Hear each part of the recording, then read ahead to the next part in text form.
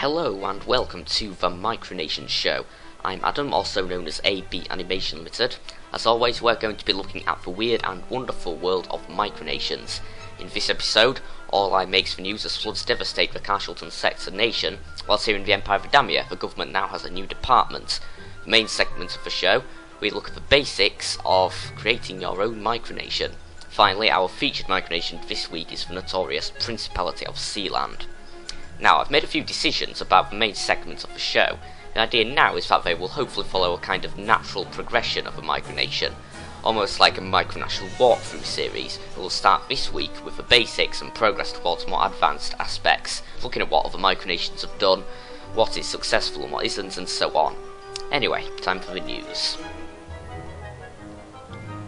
Okay, so firstly, here in Britain, in the UK, we've recently been having an awful lot of very bad weather, and that has been having its impacts felt mostly around the south of Great Britain, leading to a lot of flooding in the southwest and such areas.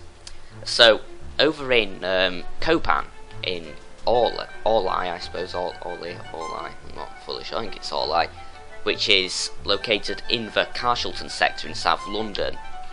The whole area has begun flooding because, from what I understand, there's a pipe which was originally a tributary of the River Wandle, I believe it is, which runs through Carshalton, and this pipe has been dried up for many years, and it's due to the rain it started flowing again, and it's flooded all of Copan, which is, like I said, part of Orley. The capital of Copan, which is known as Secluded Place, has been cordoned off by the Sutton Park Service, which is of course part of the government of Great Britain. So water's flowing all through Secluded Place, and there's a structure there known as the Smoker's Wall, which has been damaged because at one point it was a waterfall. The waterfall has since moved to be flowing next to the wall, and the wall itself has now just been left with a big crack in the side of it, and the water's been spilling out of Secluded Place onto the plain of Copan. The Orleans, who are the, of course, citizens of Orley even, I don't know.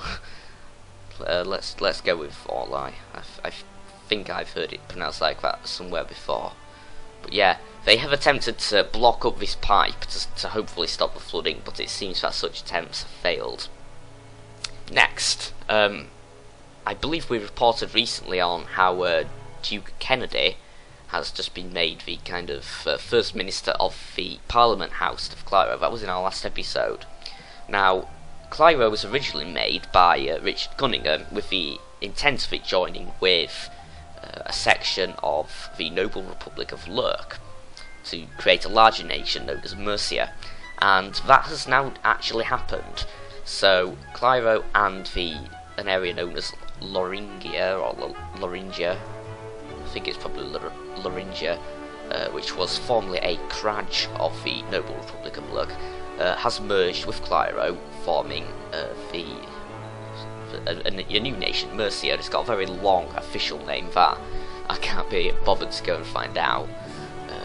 And Carl Friedrich, who was the Archduke of Thuringia, has been made the Lord Temporal of Mercia, so he's kind of the overall leader, I guess.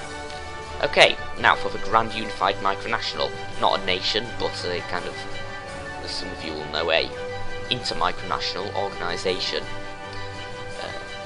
Last week, during our main segment, A Day in the Life of a Micronationalist, you remember how I was.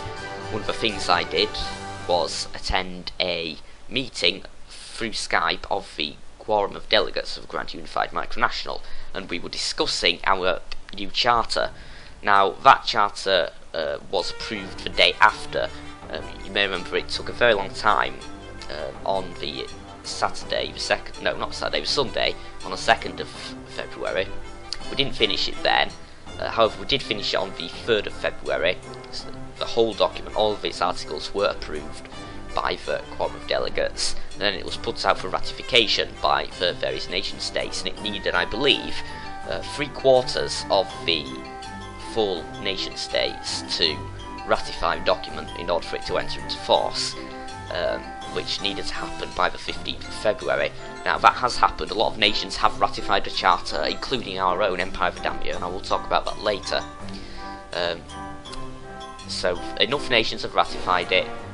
despite drama from a few nations like Sandus kind of saying that they won't be ratifying it, so they won't be staying in the organisation, presumably.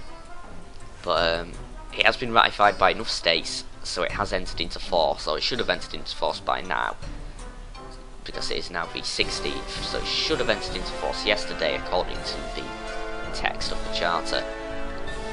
Meanwhile, the March elections for the positions in the Grand Unified Micronational, like the Chair and the Supreme Judge, they're rapidly approaching. It's less than a month now, and rumours have started circulating about who's going to be running in those elections. So Cyprian, the current chair, has said he will probably be running for re-election for a second term. Meanwhile, Bradley of Dullahan, who is a chair quite a long time ago, involved in quite a bit of drama, I believe about a year ago, a bit more than a year ago, he will also be running for chair. And meanwhile, Joseph Kennedy, who I've mentioned already, the First Minister of Cairo, who we talked about last week, he said he's going to be running for the position of Supreme Judge. Okay, so the last segment of the news this week, we will come over to here in the Empire of Adamia. So, we were very busy about a week ago, on the 9th of February. We had the largest meeting of the ruling council to date, with a total of 10 members present, and we had to go through a large amount of legislation that's built up over the past month since our last meeting in January.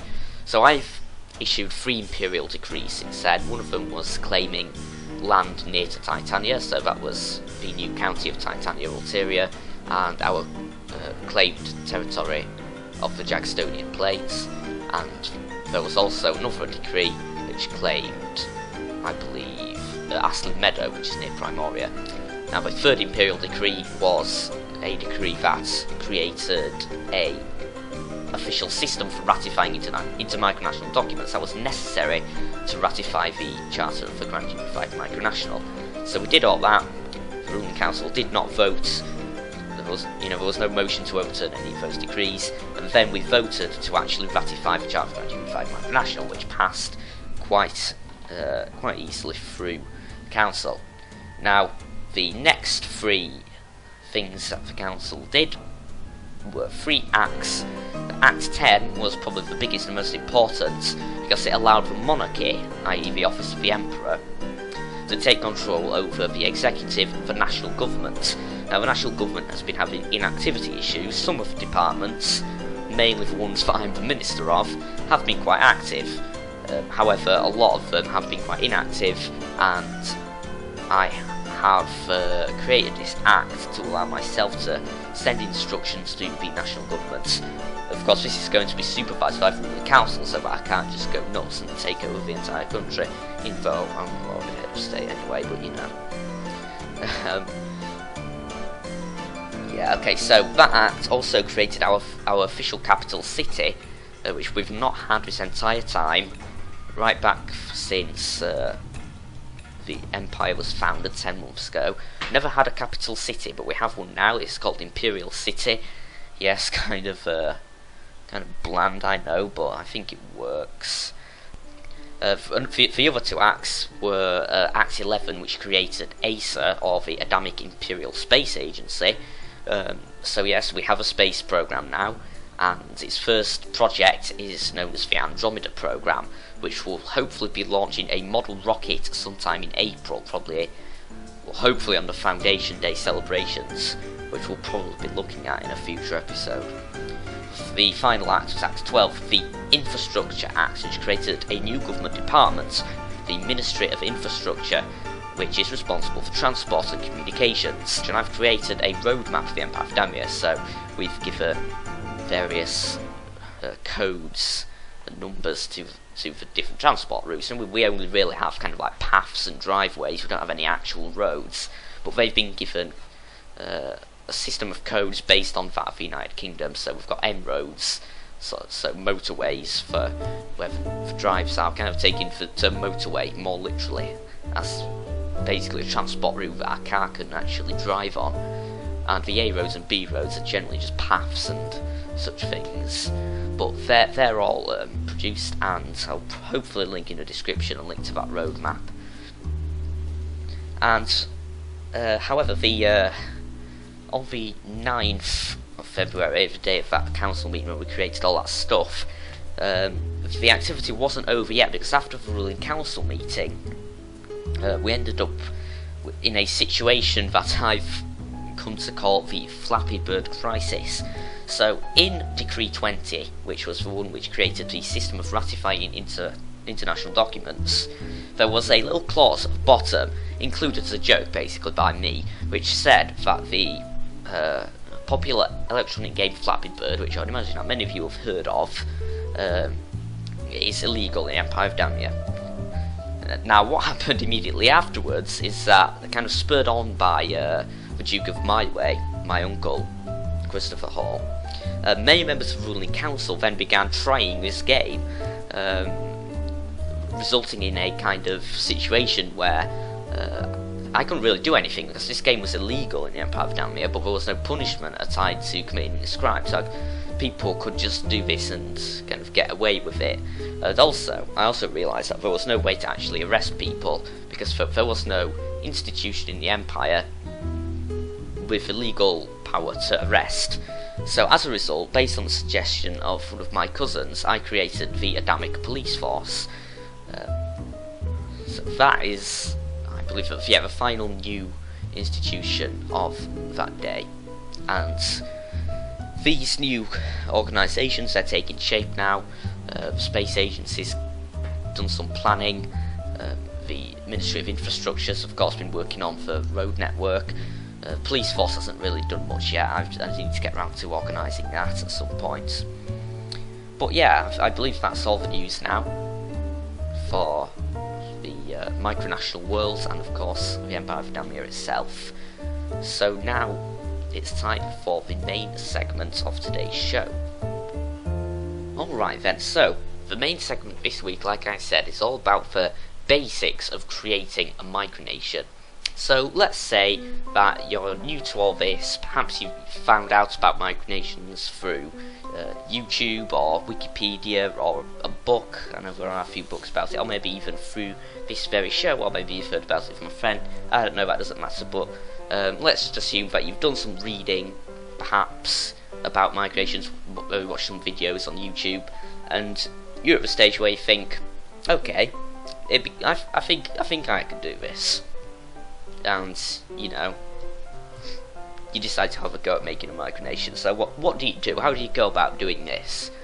Now, there are a few sources out there on how to actually create a micronation, but generally, the actual act of starting it doesn't take much. In many cases, all you have to do is just declare, right there, the formation of a micronation. Now, of course, you can do this in various different ways. You can declare, like, you can create a declaration of independence, or just hoist a flag or something, I don't know, but that's not really important.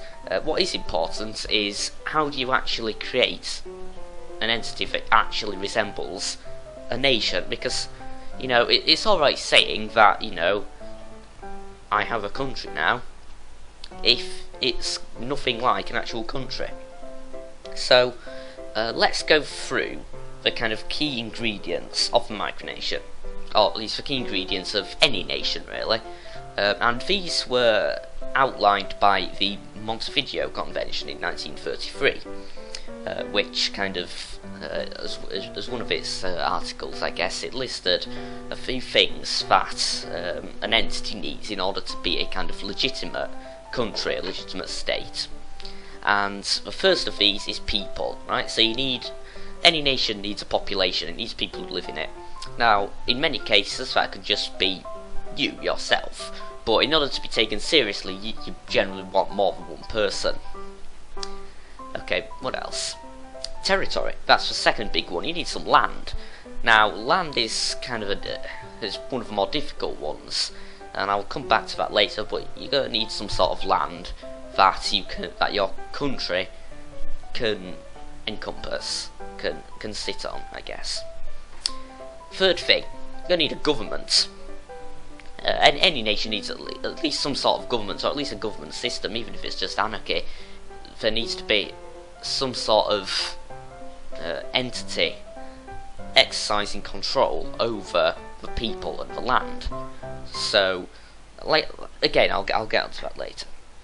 So, yeah, you're gonna need a government, and the last thing is, you need to be able to communicate with other countries, because, you know, it's no good being a country if none of the other countries even know that you exist.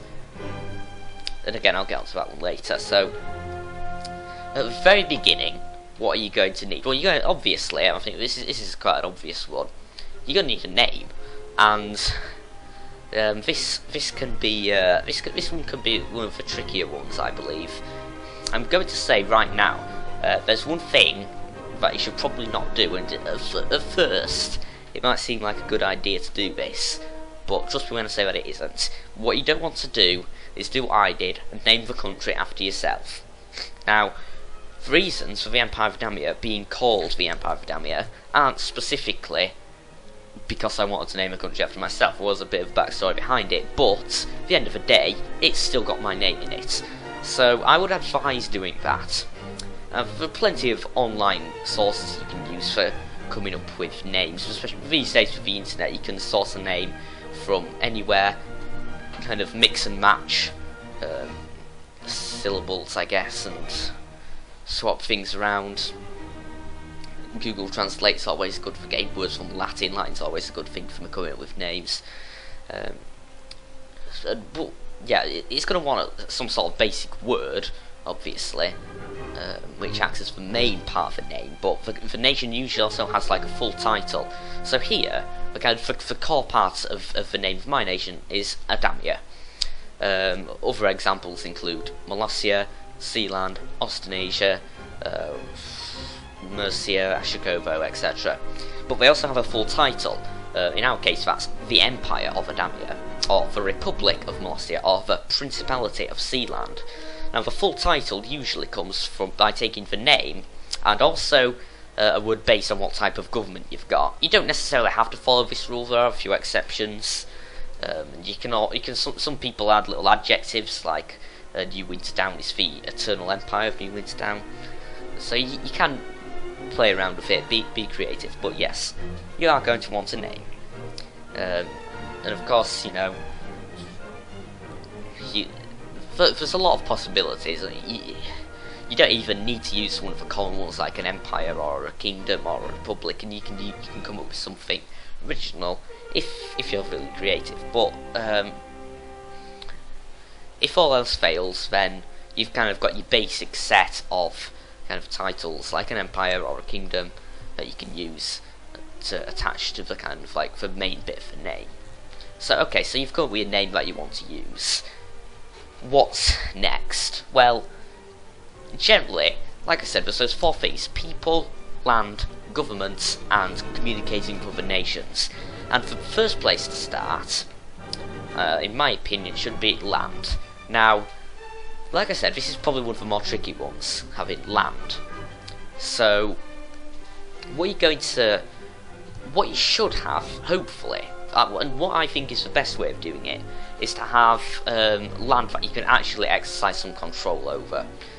Because I'll explain the different types of claims. So if you do what I suggest and decide to kind of stay realistic, what land is there that you can exercise some control over? It's obviously going to be something near to where you live, or usually where you actually live. So what usually works for the younger generation, so you know, the younger people, is you know, people who still, if you still live with your parents, obviously if you're still a child or a teenager, is to start with your bedroom. Now this is a classic one, really. The Empire of Adamia started with this, as you can see, and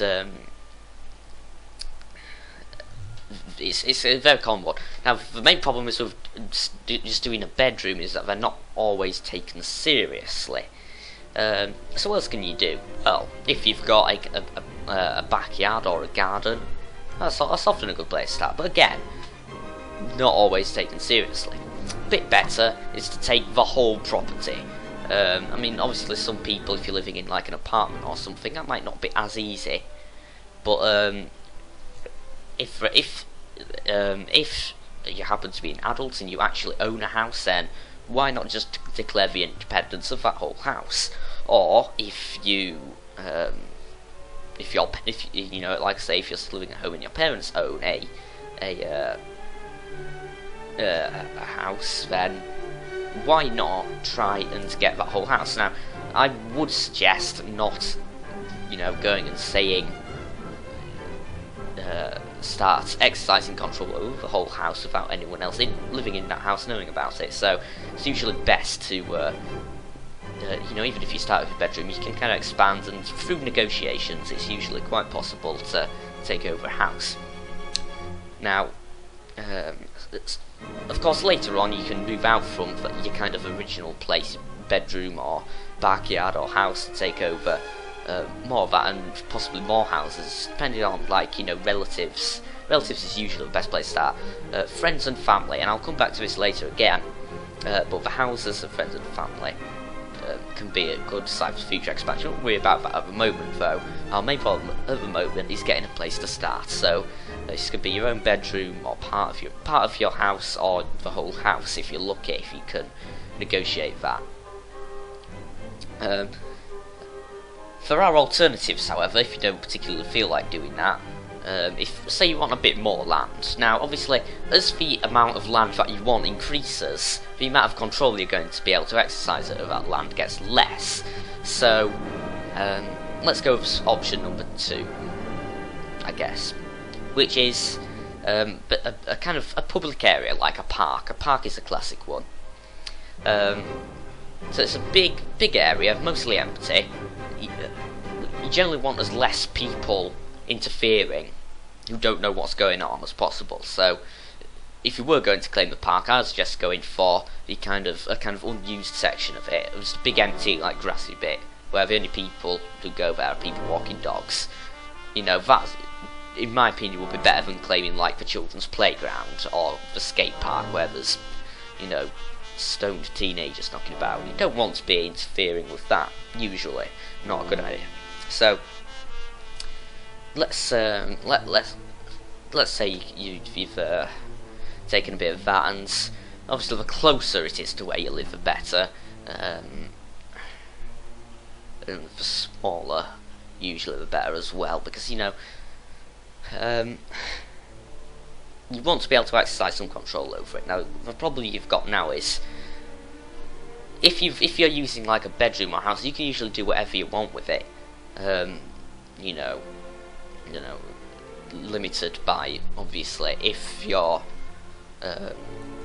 if you're doing this and you're, like, say, young and you're living with your parents and it's your kind of family's house, you're still not going to want to be able to do what you want with it. I would advise against, you know, setting up flags and border posts around without your parents' permission. They might not like that, but I do speak from experience. Just know that with a park, it's harder to do, you know, kind of project stuff, it's harder to exercise control over.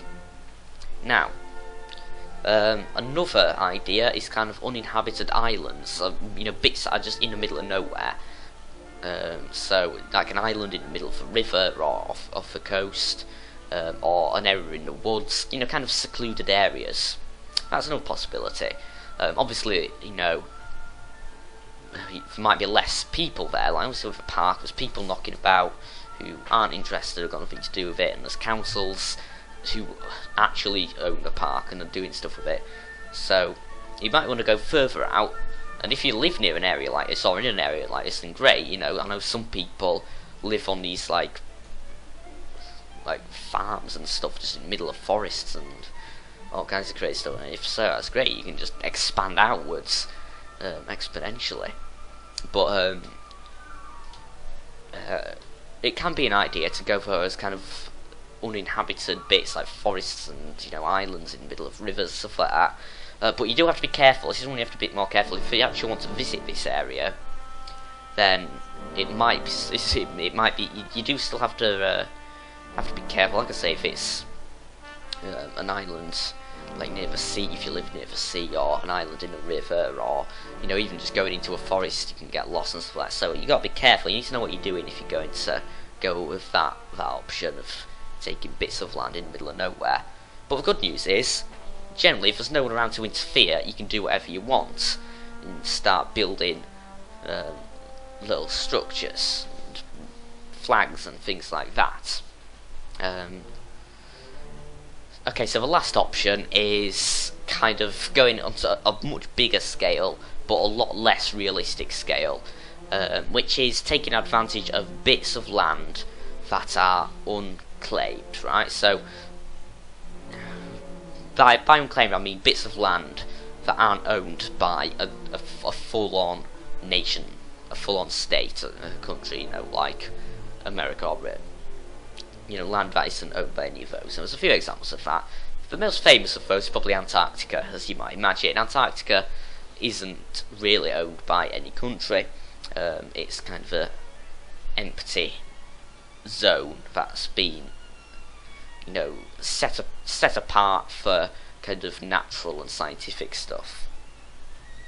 But you can take advantage of that and claim bits of Antarctica, and that's a very common thing to do.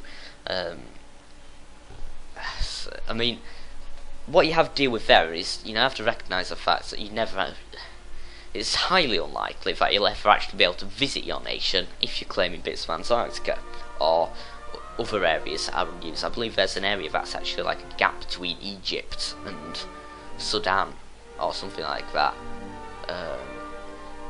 which is a kind of unclaimed area.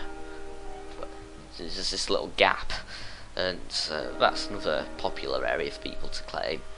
And of course, the problem with Antarctica is that people are claiming all massive sections of Antarctica, and sooner or later you'll probably end up in a dispute with someone. There are groups, I believe there's a kind of Antarctic Micronational Union that runs this kind of official map of Antarctica, where they've given various micronations their own claims. Like I said though, the main problem with Antarctica is that you can't actually go there and do stuff with the land that you claim. You can't exercise any control over it whatsoever,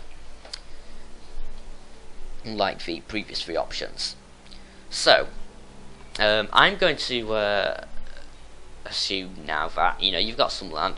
Hopefully we'll go with land that you actually live on, that you can actually exercise some control over.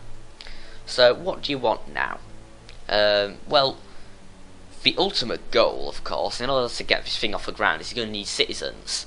But citizens aren't going to be really interested in joining your nation if you don't have a few basic things first.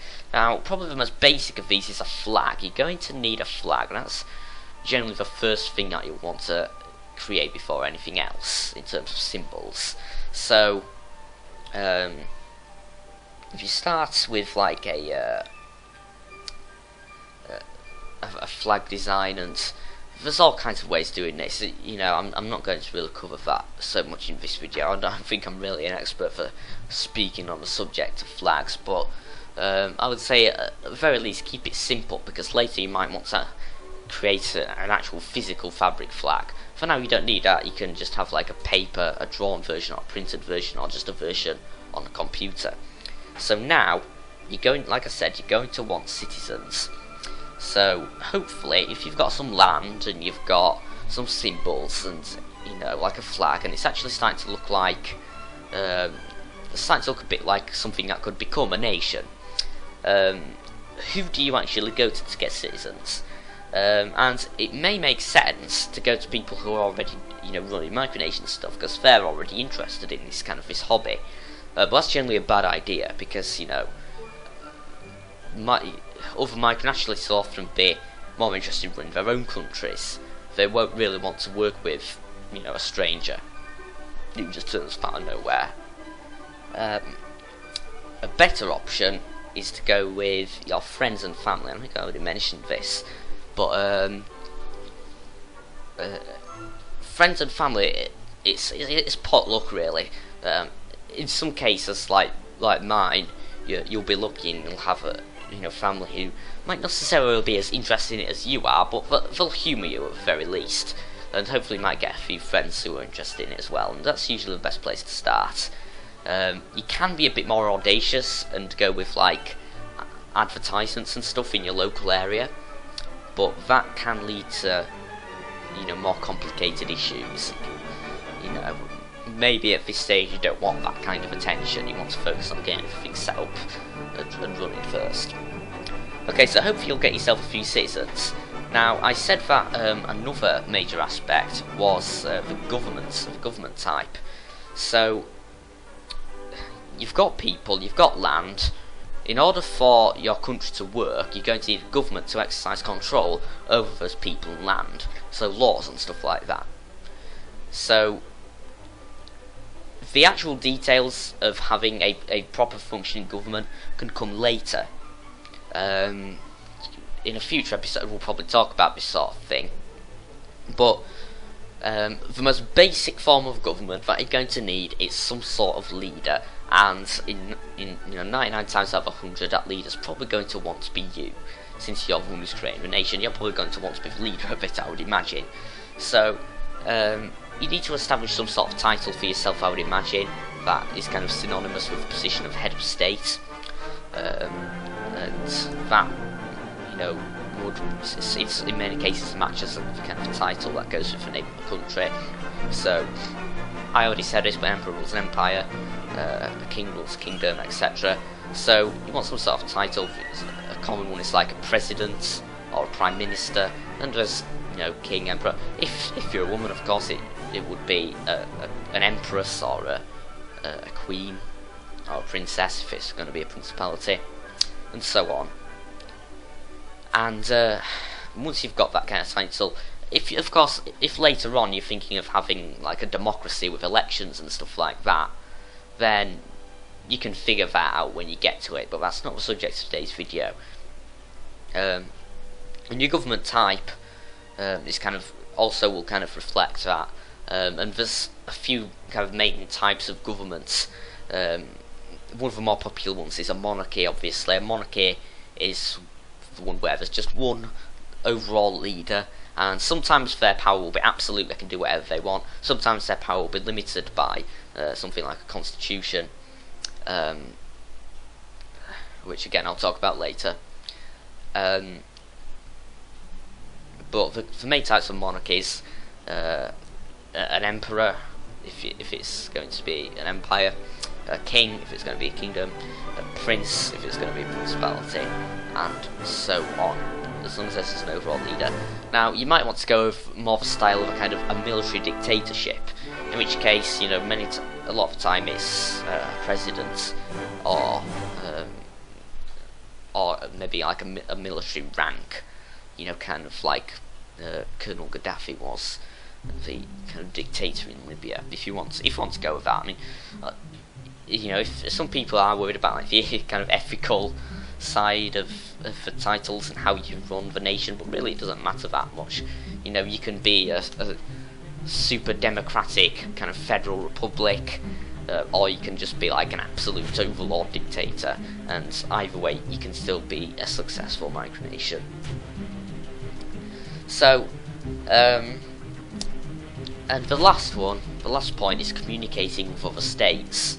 How are you going to do this? So this is, of course, the modern era.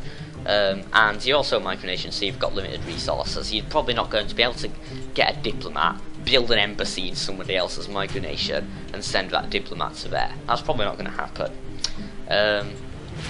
Now, in modern times, usually with things like email, Skype, and forums. For example, obviously on MicroWiki, which is kind of the home of this particular community, it's got its own forum section, which is all about discussing micronational subjects. There are also a lot of Skype rooms. Some of them are very formal, to do with inter-micronational organisations. And at this point in time, I would advise against joining an organisation like the Grand Unified Micronational, because you're still setting things up and things could change. I will say, don't get too attached to what you create early on. You're probably going to want to experiment until you find a kind of style that suits you. So, until you're kind of settled and you're happy with how the nation's going to work, don't start getting involved with all the real formal stuff, organisations and stuff like that.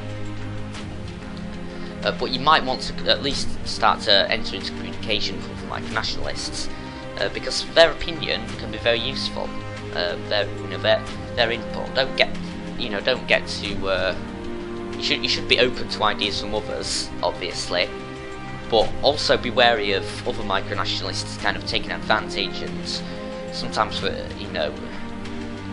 less honourable ones may kind of try and force you into a kind of, well, not really force, but kind of pressure into an alliance that may not work out in your favour. That kind of behaviour is, of course, in the more mature community kind of frowned upon, but I would still be wary of it. So, hopefully now you've got to a stage where you can do all those four things. You've got people, territory, government, and some means of communicating with other nations. And that really is all you really need to have started your own micronation. So, obviously we'll talk about the fine details of these, how governments work and stuff like that later on, but for now, I think that's all we'll talk about. So, now it's time for our final segment of today's show, which is, for the first time, the featured Micronation segment. And this week we will be looking at the Principality of Sealand. Okay, so if you're a micronationalist, or if you've just started to learn about micronations, and chances are you've probably heard at some point about the Principality of Sealand, because it is arguably the most famous micronation in the world. So, Sealand itself is located on a sea fort about 13 kilometres off the coast of Essex in the United Kingdom, and it's a constitutional monarchy. So let's start with the history of Sealand. So, like I said, it's on a fort specifically named Fort Roughs, which was built during World War II by the British Armed Forces as defence against German aircraft that might attack that part of Britain. And in 1956, long after the war ended, the fort was abandoned. So, 11 years later, the fort was occupied by a man named Paddy Roy Bates, and he was a pirate radio broadcaster, because back in them days, only the BBC was allowed to broadcast, radio and stuff like that, TV in Britain. So some people did it illegally as pirate radio broadcasters, and Bates occupied this abandoned fort, Fort Roughs, in 1967 to use it as a base of operations for broadcasting pirate radio. And this fort was out in international waters, so outside the kind of jurisdiction of the United Kingdom. So that gave him the idea to kind of establish Sealand. That's what he decided to call it. And this was the first time that really anyone had done this. There's a couple of kind of examples of little villages like on the border of France and Spain, and there's of course Ciborga in Italy and other examples that have a bit of a longer history, but Sealand was the first one that kind of did it in this way and made the whole thing very, very popular. So, Sealand was officially created in 1967, and a year later, in 1968, is really when it all kicked off, because there's been a lot of drama and kind of very dramatic history associated with Sealand that you really want to see with any other nation, which is why I decided to do it first in this segment. So, in 1968, some British workers approached the waters around Sealand to service a boy, right? And the son of Roy Bates, Michael Bates, fired warning shots at these workers who were servicing the boy, because they were approaching kind of Sealand's territory. And as a result,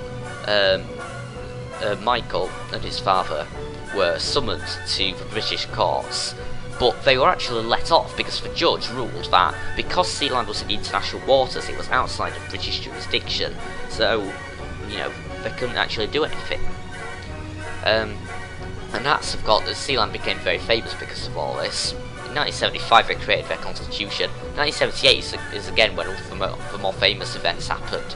1978, a German named Alexander Achenbach, I would imagine that's pronounced, began calling himself the Prime Minister of Sealand because he held a Sealand passport, but at that point Sealand was making their own passports. And this German guy, Achenbach, he had a passport, and what he did is he hired mercenaries to attack Sealand, so They used jet skis, motorboats and helicopters, while the only person in Sealand was Michael Bates. So Michael Bates was imprisoned, while Roy Bates and the rest of the family, the Bates family, were in Essex in Britain. And in perhaps the most ridiculously craziest events in all micronational history, Roy Bates counter-attacked in a dawn raid with a helicopter. A friend of his ran a helicopter company, and this helicopter flew in. Obviously, if these mercenaries had occupied Sealand, if they'd shot and hit this helicopter, it would have just crashed and exploded, and because Sealand couldn't actually, the helicopter couldn't actually land on Sealand because there were mercenaries there. So what Bates and his men had to do was actually kind of climb down on ropes from the helicopter, and I think the guy who actually ran his helicopter company did a lot of work for kind of like stunts in films, like the whole James Bond type thing with helicopters, and the guy said it was the first time that he'd ever actually done something like that, but with real people with real guns firing real bullets. So the attack was successful. Roy Bates recaptured Sealand and imprisoned Achenbach because he had basically made treason against Sealand, and would only let him go unless he paid a fine of 75,000 Dutch mark, which is about £27,000. And upon realising that a German national was being held prisoner, the German government petitioned the British government for the release, but again, based on their ruling in 1968, the British government said it's nothing to do with us, Sealand is out of our jurisdiction. So Germany had to send a diplomat from their embassy in London out to Sealand to negotiate Achenbach's release, and that took several weeks until he was eventually released. But Sealand uses this as to claim that Sealand has been officially recognised by Germany because they sent a diplomat to Sealand. So things kind of quieted down after that. In 2006 there was a fire which badly affected Sealand. In 2012 Roy Bates died, so now Michael is the current reigning Prince of Sealand. That pretty much summarises the history of Sealand. Some of the stuff they do, they issue coins and stamps, and they also sell titles for nobility. They sell a lot of stuff basically, because you need to be able to pay for, they hire caretakers to look after Sealand because they don't live there all the time anymore. So they do sell some stuff, and are also working with a company known as Haven Co, which styles itself as a kind of secure data storage service that will be setting up servers in kind of the two legs of Sealand, the big the big pillars. They'll set up servers in there because the idea is, these days with all like the NSA spying and everything, and the internet's not safe anymore for that. So the idea of Haven Co is they're going to go on Sealand, which is outside international waters, and use their own encryption service and everything. So so that people who are worried about NSA spying and stuff like that can use Haven Co's service in Sealand outside of the jurisdiction of Britain or America or anything like that. They have privacy, 'cause that's a major thing these days. Another thing that Sealand is well known for is its football team. They've played like friendly matches against Fulham football club and stuff like that. They sometimes appoint athletes who are willing to represent Sealand. For example, a Sealand flag has been placed on the summit of Mount Everest and such things as that. So really, yeah, Sealand is probably the most successful, most well-known, and the first major micronation in the world. It's what really made micronationalism popular. And when it comes to micronations, Sealand is about as big and as successful as it gets.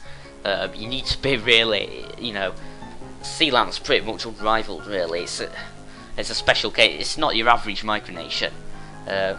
in fact, it's almost to the stage where it can't even really be considered a micronation anymore. It might as well be a genuine sovereign state, although it isn't recognised as such by the governments of the world, unfortunately. But yeah, Sealand, that summarises all that. So, Sealand is a website and everything, like they sell stuff. They've got an online shop, all kinds of stuff, which will be linked in the description. So that's all for now for this episode of the Micronations Show. So if you liked this video, a like would really be appreciated. Subscribe for more, and don't forget to leave feedback in the comments. That's all from us, and we will see you next time. Bye bye.